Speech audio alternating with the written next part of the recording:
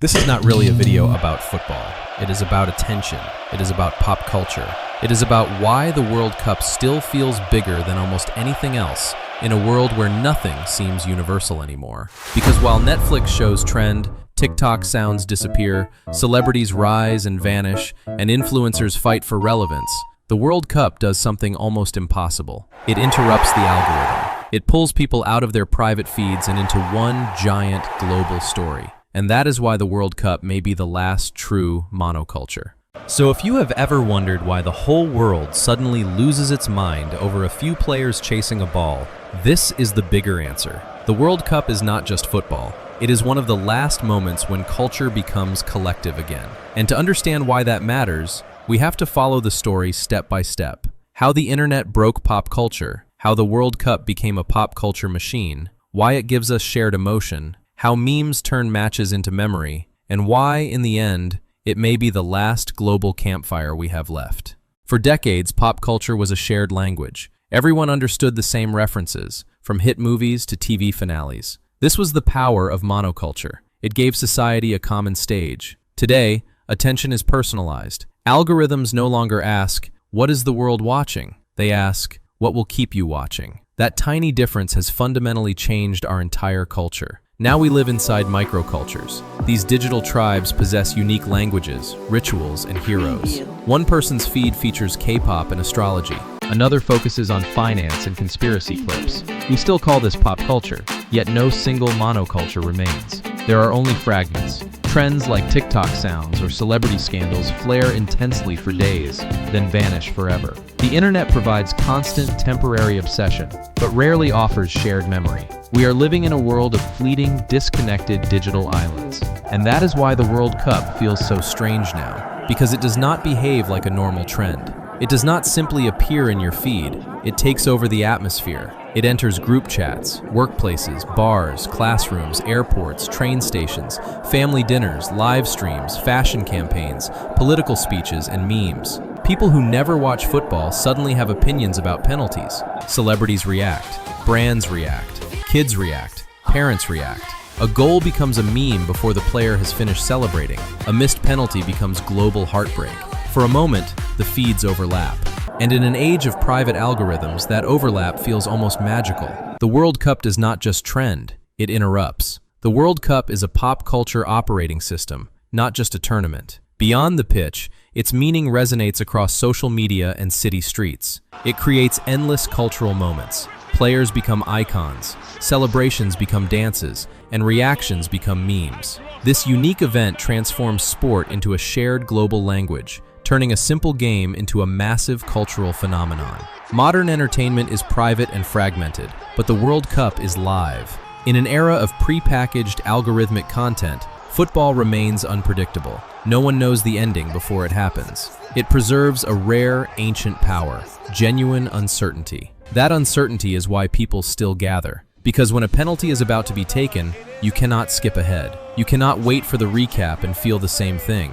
You have to be there while history is still undecided. A goalkeeper slips. A superstar misses. An underdog scores. A referee makes a decision that sends entire nations into moral philosophy. Suddenly, the world is not consuming content. The world is experiencing an event. And when millions, sometimes billions, experience the same uncertainty at the same time, something bigger than entertainment happens. Attention becomes communal. The World Cup turns private viewers into a temporary public. For a few weeks, the world is not just watching football, it is waiting together. The World Cup creates a universal emotional vocabulary. Images of triumph and heartbreak require no translation, tapping into primal human feelings. It transforms complex global culture into shared, instantly readable emotion. This is important because modern online culture often separates people emotionally. Your algorithm teaches you what to care about. My algorithm teaches me something else. One person is outraged by a political clip.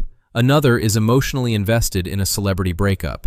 Another is crying over a fictional character from a show half the world has never heard of. The feelings are real, but the references are not shared. The World Cup breaks through that separation. You may not speak the language of a player. You may not know the history of the country. You may not understand the tactical system.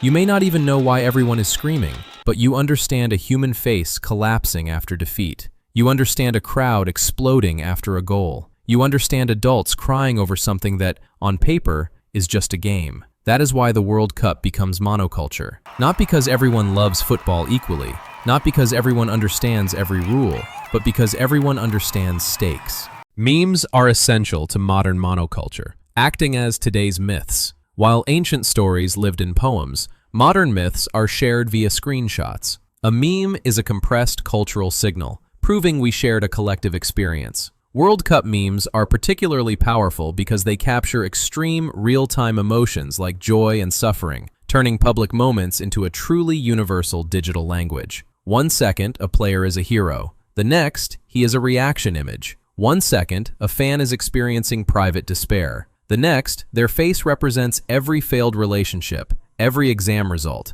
every group project, every Monday morning in human history. That is how pop culture works now. Emotion becomes image. Image becomes meme. Meme becomes memory. But most memes stay trapped inside niche cultures. They only make sense if you are already part of that world. The World Cup is different because it is one of the few events large enough to generate memes that cross national, linguistic, and algorithmic borders. For a short time, everyone understands the joke. Shared jokes are sacred, proving we experience something together. The World Cup extends far beyond 90 minutes through its digital afterlife. Memes, edits, and viral arguments. It turns shared emotional shocks into a common language. The tournament isn't just the event itself, it's the collective, chaotic reaction that follows, cementing the match as a lasting part of our modern culture. But the World Cup is not innocent. Monoculture can feel beautiful because it creates togetherness, but togetherness is never pure. A shared screen does not automatically make humanity wiser. Sometimes it simply gives humanity a bigger stage for its contradictions. The World Cup can create joy, belonging, and collective memory. It can also intensify nationalism, hatred, racism, corruption, propaganda, and commercial manipulation. That is why it is such a perfect mirror. It shows us both sides of collective attention, the beauty of strangers celebrating together, and the ugliness of crowds turning against each other, the magic of shared emotion, and the business machine waiting to sell it back to us. This is also why brands, celebrities, musicians, and influencers orbit the World Cup.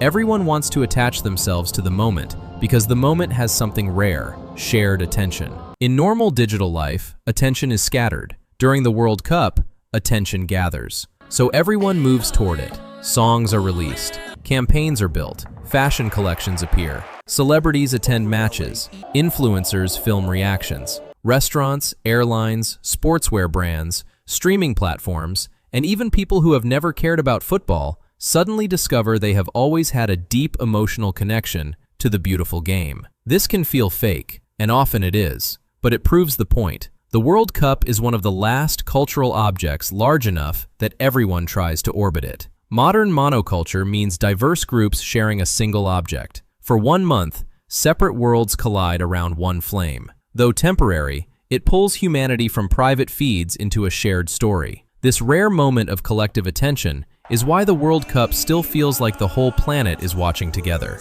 The World Cup is our last global campfire, while influencers represent fragmented, commercialized attention. But the era of polished, sponsored intimacy is losing its magic as people see through the facade. Watch this next video, The Death of Influencer, to learn why this age is already collapsing.